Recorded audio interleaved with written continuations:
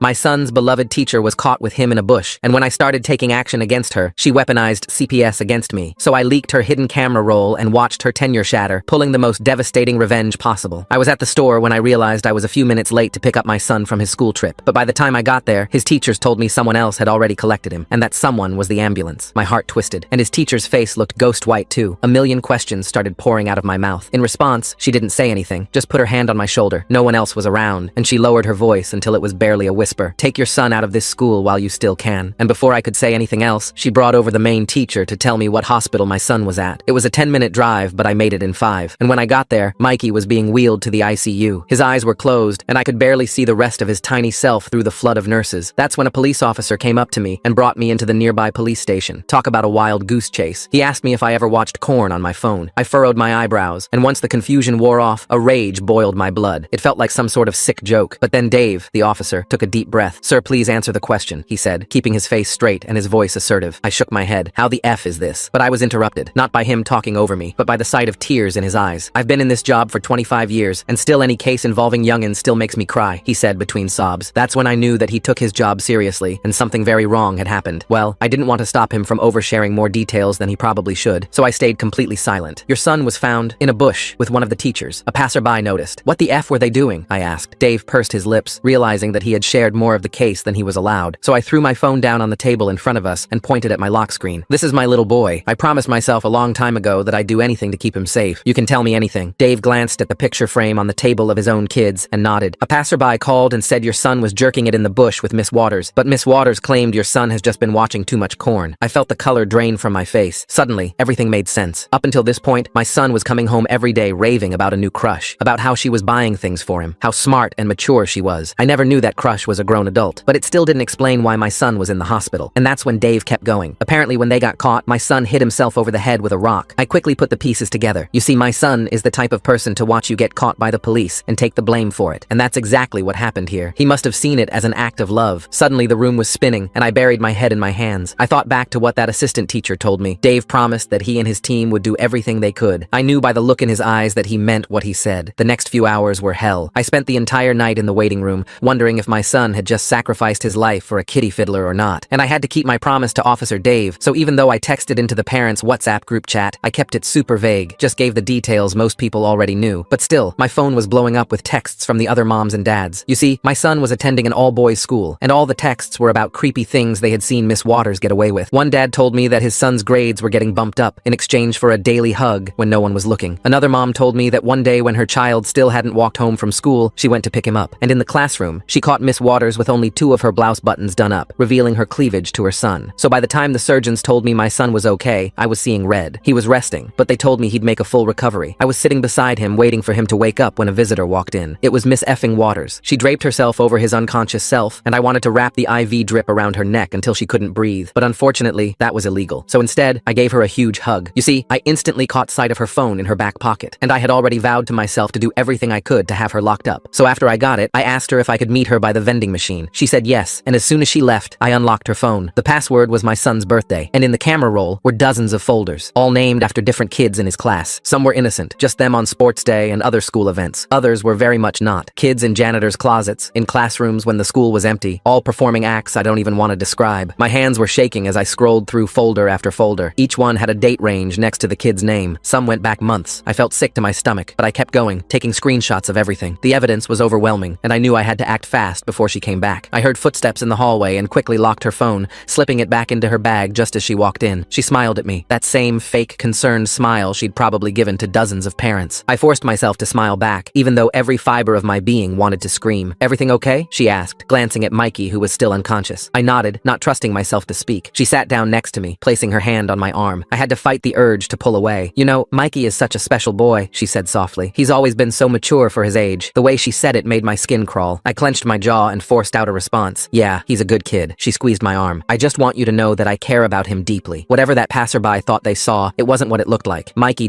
he gets confused sometimes. Kids these days with all that internet access. I wanted to tell her to shut up. I wanted to show her the screenshots I'd just taken, but I knew I had to play this smart, so I just nodded again. I should probably go, she said after a few minutes of awkward silence. But please, call me if you need anything. Anything at all. After she left, I immediately opened my phone and started airdropping everything to myself. Every single photo, every folder name, every date. My storage was almost full by the time I finished, but I didn't care. This was evidence that could protect not just my son, but every other kid in that school. The rest of the night passed in a blur. Mikey woke up briefly around 3 a.m., confused and scared. I held his hand and told him everything would be okay, even though I wasn't sure if that was true. He asked about Miss Waters, and I had to bite my tongue to keep from telling him what I really thought about her. By morning, my phone was buzzing non-stop. The parent group chat had exploded overnight. More stories were coming out. One mom said her son had been staying after school for extra tutoring 3 times a week. Another dad mentioned finding love notes in his son's backpack that he thought were from a classmate, but now realized the handwriting looked suspiciously adult. I knew I couldn't handle this alone. I needed help, and I needed it fast. So I sent a message to the group. Can we meet? Not at school. My place, tonight at 7. It's important. The responses came quickly. 6 parents confirmed they'd be there. I spent the day preparing, organizing the evidence, making copies of everything. I also called in sick to work. There was no way I could focus on anything else right now. That afternoon, Miss Waters texted me. Hi, just checking in on you and Mikey. I'm so worried about him. The school board is asking me all these questions and I don't know what to tell them. I was hoping you could vouch for me. You know how much I care about your son. I stared at the message for a long time before responding. Of course, you've always been so good to him. Let me know if you need anything. Her response was immediate. Thank you so much. You have no idea how much this means to me. These accusations are destroying me. I've dedicated my life to these boys. Yeah, I thought bitterly. That's exactly the problem. The parents arrived at my house right on time. Chris and his wife Samantha were first, followed by Kit and Sama. We gathered in my living room, and I could see the worry on everyone's faces. Before I start, I said, I need everyone to promise that what I'm about to show you stays in this room for now. We need to be smart about this. They all nodded, and I pulled out my laptop. I'd organized everything into a presentation, keeping it clinical and factual despite how much I wanted to rage. As I clicked through the evidence, I watched their faces change from confusion to horror to fury. Samantha was the first to break. She ran to my bathroom, and we could hear her being sick. Chris followed her, his face pale. Kit had tears streaming down his face, while Sama sat frozen, staring at the screen. How long? Chris asked, his voice barely a whisper. Based on the dates, at least 6 months, maybe longer. We need to go to the police right now, Chris said when he came back, Samantha leaning heavily on his arm. With what? I asked. Screenshots from a phone I accessed without permission? She'll have wiped everything by now. It'll be our word against hers, and she's got tenure. She's been there for 8 years. Who do you think they'll believe? So what do we do? Kit asked. I'd been thinking about this all day. We need to be strategic. First, we talk to our sons, gently. Get them to open up about what's been happening. Document everything. Then we start pulling them out of school, one by one. Make up different excuses, so it doesn't look coordinated. What about the other kids? Sama asked. The ones whose parents aren't here? We'll have to figure that out as we go. But right now, we need to protect our own kids first. The meeting went on for hours. We made a plan, exchanged numbers, created a separate group chat that was encrypted. By the time everyone left, it was past midnight, but I felt like we finally had a direction. The next few days were a careful Davesy. Miss Waters kept texting me, playing the victim. She sent long messages about how misunderstood she was, how the other teachers were jealous of her rapport with the students, how the school board was on a witch hunt. I played along, offering sympathy and support while secretly documenting everything. Meanwhile, the other parents were having quiet conversations with their sons. The boys were reluctant to talk at first, but slowly, pieces of the truth started coming out. Nothing explicit, thank God, but enough concerning behavior to confirm our worst fears. Inappropriate comments, too long hugs, special privileges for certain students. Then, out of nowhere, I got a knock on my door. A woman in a suit stood there with a clipboard. Mr. Johnson, I'm from Child Protective Services. We've received a report of emotional neglect concerning your son, Mikey. My blood ran cold. I knew exactly who had made that report. This is obviously a misunderstanding, I said, trying to keep my voice steady. My son is in the hospital recovering from an injury. I've been with him every day. She nodded, making notes. I'll need to verify that, of course, and I'll need to speak with Mikey when he's feeling better. This is just a preliminary visit, but I want you to know that we take all reports seriously. After she left, I called Chris immediately. She's trying to get ahead of us, I said. She's going on the offensive. Then we need to move faster, he replied. I agreed. That night, I called in a favor from an old friend who worked in data recovery. I sent him the airdropped files, explaining the situation. He promised to see what he could do about creating a verifiable chain of evidence. By the end of the week, 3 families had pulled their kids from the school. The official reasons varied: moving for work, switching to homeschooling, family emergencies, but the pattern was starting to draw attention. The principal called a meeting with Miss Waters to discuss the concerning trend. I volunteered to attend as a parent representative. It was risky, putting myself in the same room as her again, but I needed to see how she'd play this. The meeting was scheduled for Monday morning. I spent the weekend preparing, going over everything with the other parents, making sure we were all on the same page. Mikey was doing better, physically at least. The emotional healing would take much longer. Sunday night, Miss Waters texted me again. I'm so nervous about tomorrow's meeting. Would you mind putting in a good word for me? I feel like you're the only parent who really understands me. I typed back, don't worry, I'll be there. And I would be, just not in the way she expected. Monday morning came faster than I expected. I dressed carefully, choosing my most professional outfit. If I was going to face her in that meeting, I needed every psychological advantage I could get. The school looked different somehow. Maybe it was knowing what had been happening within those walls. I signed in at the front desk, my hand steady despite the churning in my stomach. The secretary gave me a sympathetic smile. News of Mikey's hospitalization had spread through the school community. The meeting was in the principal's office. When I walked in, Miss Waters was already there, tissues in hand, eyes red-rimmed. She'd clearly been crying, or at least making it look like she had. The principal, Mr. Henderson, Henderson, sat behind his desk, looking uncomfortable. 2 school board members flanked him. "Thank you for coming, Mr. Johnson," the principal said. "We appreciate having parent representation during this difficult time." I nodded and took the seat furthest from Miss Waters. She glanced at me with what I'm sure she thought was a vulnerable expression. I gave her a small, encouraging smile. "Play the part," I told myself. "As you know," Mr. Henderson began, "we've had an unusual number of withdrawals from Miss Waters' class. 3 families in 1 week. Given the recent incident with your son, we wanted to address any concerns." Miss Waters dabbed at her eyes. "I just don't understand what's happening. I've given everything to these boys, and now parents are pulling them out like I'm some kind of monster." One of the board members, a woman with steel gray hair, leaned forward. "Miss Waters, can you think of any reason parents might be uncomfortable?" "The only thing I can think of," she said, voice trembling, "is that terrible misunderstanding with Mikey. But Mr. Johnson knows that was blown out of proportion, don't you?" All eyes turned to me. This was the moment. I could expose everything, or I could play along and wait for a better opportunity. I thought of my son in that hospital bed, of all those folders on her phone, of the other boys who might still be at risk. "Actually," I said slowly, "I think parents are just being extra cautious after what happened. It's natural to worry." Miss Waters' face relaxed slightly. She thought I was on her side. "But," I continued, "I do think it might help if we implemented some new policies. Maybe no one-on-one time between teachers and students, and perhaps teachers should keep classroom doors open during any after-school activities." The principal nodded thoughtfully. "Those seem like reasonable precautions." Miss Waters' jaw tightened almost imperceptibly. "Of course, whatever makes parents feel comfortable. Though I worry such policies might make it harder to give students the individual attention they need. I'm sure we can find a balance," I said pleasantly. The meeting continued for another hour. Miss Waters put on an Oscar-worthy performance, the dedicated teacher being persecuted for caring too much. By the end, the board members seemed satisfied that the withdrawals were just coincidence. As we filed out, Miss Waters caught my arm. "Thank you," she whispered. "I knew I could count on you." I patted her hand, fighting the urge to recoil. "Of course, we both want what's best for the kids." As soon as I got to my car, I texted the parent group. "Meeting went as expected. She's playing victim. We need to move faster." The responses were immediate. 2 more families committed to pulling their kids by the end of the week. But we needed more than that. We needed concrete evidence that couldn't be dismissed. That afternoon, I visited Mikey in the hospital. He was sitting up, coloring in a book one of the nurses had brought him. When he saw me, his face lit up, then immediately fell. "Dad, is Miss Waters in trouble because of me?" I sat on the edge of his bed, choosing my words carefully. "Why would you think that, buddy?" "She texted me," he said quietly. "Said people were being mean to her and it was my fault." My blood boiled. "She was texting my son?" I kept my voice calm. "Can I see the messages?" He handed me his phone reluctantly. The messages were there, sent from a number I didn't recognize. They were carefully worded, nothing explicitly inappropriate, but the manipulation was clear. She was making him feel guilty, responsible for her problems. I screenshotted everything and forwarded them to my lawyer friend who'd been advising our parent group. This was a violation of school policy at minimum. Teachers weren't supposed to have students' personal numbers. That night, I couldn't sleep. I kept thinking about those other boys, the ones whose parents didn't know yet. How many were getting similar messages? How many were being manipulated into silence? Tuesday morning brought a new development. Chris called me, panic in his voice. She showed up at my house, said she wanted to clear the air about why we were pulling Jeremy out of school. What did you tell her? Nothing. I didn't even open the door, but she stood on my porch for 20 minutes, calling through the door about how she just wanted to help. This was escalating. She was getting desperate, which made her devigerous. I called an emergency meeting for that evening. Only this time, we had unexpected company. When the parents started arriving at my house, I noticed a car parked across the street that hadn't been there before. Through the window, I could see someone watching. "Change of plans," I texted quickly. "Meet at the coffee shop on 5th Street instead." We regrouped at the coffee shop, huddled in a back corner. The paranoia was setting in, but maybe that wasn't a bad thing. We needed to be careful. "She's panicking," Kit said. "My son told me she pulled him aside yesterday, asked if his parents were angry with her." "Mine too," Sama added. "She offered to tutor him for free if we'd reconsider pulling him out." I shared Mikey's texts, and the mood grew even more somber. We were dealing with someone who wasn't going to go quietly. Wednesday brought the next blow. I got a call from the hospital saying there had been an administrative error with Mikey's records. They needed me to come in and verify some information. When I arrived, I found out someone had called claiming to be from our insurance company, trying to get details about Mikey's admission. The hospital staff couldn't tell me much, but I knew. She was fishing for information, trying to find something she could use against me. That afternoon, my data recovery friend called with news. He'd managed to establish that the files I'd sent him had been created on a school device. Metadata showed they'd originated from Miss Waters' classroom computer. It wasn't definitive proof, but it was something. I was driving home when I noticed the same car from Tuesday following me. I took a few random turns, and it stayed with me. My hands gripped the steering wheel tighter. Was she having me followed, or was I being paranoid? I pulled into a busy parking lot and waited. The car drove past without stopping. Maybe I was imagining things. Maybe the stress was getting to me. Thursday morning, everything changed. I woke up to find my car tires slashed. All 4 of them. No note, no obvious evidence, but I knew. The message was clear. She could get to me whenever she wanted. I called the police to file a report. The officer who came out was sympathetic but honest. "Without evidence, there's not much we can do. You have any idea who might have done this?" I wanted to scream her name, but I knew how that would sound. Paranoid parent blaming a teacher with no proof. So I just shook my head and accepted the report number. Chris drove me to the hospital to see Mikey. When we arrived, the nurses informed me that someone had been calling, claiming to be a family member checking on him. They'd followed protocol and hadn't given out any information, but it was unsettling. "We need to end this," Chris said as we sat in the hospital cafeteria. "She's escalating." "I know, but we need to be smart about it." If we move too fast without solid evidence, she'll spin it as a witch hunt. That evening, I got an email that made my blood run cold. It was from an anonymous address, but I knew who'd sent it. The subject line read, "You should be more careful." The email contained a single attachment, a photo of me at the coffee shop with the other parents. The message was clear. She was watching us. I forwarded it immediately to our lawyer friend and the parent group. The responses were swift and panicked. She was trying to intimidate us into backing down, but she'd made a mistake. The photo had been taken from inside the coffee shop, and in the reflection of the window, you could just make out the photographer. It was blurry, but it was something. Friday arrived with an unexpected ally. I was at the hospital when one of Mikey's nurses pulled me aside. "I probably shouldn't tell you this," she said quietly, "but that woman who's been visiting, she makes my skin crawl. The way she talks about your son, it's not right." "What do you mean?" She glanced around nervously. "She keeps calling him her special boy, asking when he'll be released, wanting to know if he said anything about her. I've started documenting it in my notes." This was huge. A neutral third party witnessing concerning behavior. I thanked her and asked if she'd be willing to write a statement. She agreed. That afternoon, the principal called. "Mr. Johnson, I wanted to give you a heads up. Miss Waters has requested a formal meeting with the school board. She's claiming harassment from a group of parents." My stomach dropped. She was going on the offensive, trying to paint herself as the victim before we could act. "When's the meeting?" I asked. "Monday afternoon. You're welcome to attend as a parent representative again." I thanked him and immediately called an emergency meeting with our group. We had the weekend to prepare and we needed to make it count. Saturday was a flurry of activity. Parents gathering statements from their sons, documenting every inappropriate interaction they could remember. Our lawyer friend worked on organizing everything into a coherent presentation. My data recovery contact managed to extract more metadata from the files, strengthening the connection to Miss Waters. But she wasn't idle either. Saturday evening, Samantha called in tears. She sent a letter to my employer, said I was harassing her and it was affecting my work performance. The gloves were off. She was trying to destroy us before we could expose her. Sunday brought the biggest shock yet. I was at the hospital with Mikey when my phone rang. It was Dave, the officer who'd first interviewed me. "Mr. Johnson, I need you to come to the station. There's been a development." My heart raced as Chris drove me there. Had they found something? Were we finally going to get justice? But when I arrived, Dave's face was grim. "Someone's filed a complaint against you. Says you've been stalking them, accessing their personal property without permission." I knew immediately who'd filed it. "This is retaliation," I said. "She's trying to discredit me." Dave sighed. "I believe you, but I have to follow procedure. Can you tell me about any interactions you've had with Miss Waters recently?" I chose my words carefully, explaining about the parent meetings and the evidence we'd gathered. Dave took notes, his expression growing more concerned. "Off the record," he said when I finished, "be careful. I've seen this before. When predators feel cornered, they get divedgerous." I left the station feeling shaken, but more determined than ever. Tomorrow's board meeting would be our chance. We had to make it count. Sunday night, I sat with Mikey as he slept. His bruises were fading, but I knew the emotional scars would take much longer to heal. I thought about all the other boys in those folders, all the parents who had no idea what their children had endured. My phone buzzed with a text from an unknown number. "Last chance. Drop this or lose everything." I deleted it without responding. She'd already taken too much. From my son, from all those boys. Tomorrow, one way or another, this would end. The parent group chat was active all night. Everyone was nervous but ready. We'd compiled statements, evidence, testimonies. Kit had even managed to get one of the school janitors to agree to speak about things he'd seen but hadn't reported. As Monday dawned, I felt a strange calm. We'd done everything we could. Now it was time to face her, to stand up for our children and all the others who couldn't speak for themselves. I arrived at the school early, wanting to touch base with the other parents before the meeting. But as I pulled into the parking lot, I saw something that made my heart sink. Miss Waters was already there, surrounded by a group of teachers and parents. She was crying, gesturing dramatically. I could see some of them nodding sympathetically. She was rallying support, painting herself as the victim of a parent vendetta. This was going to be harder than we thought. I checked my phone. The other parents were already inside, texting me updates. The board meeting was in the main conference room,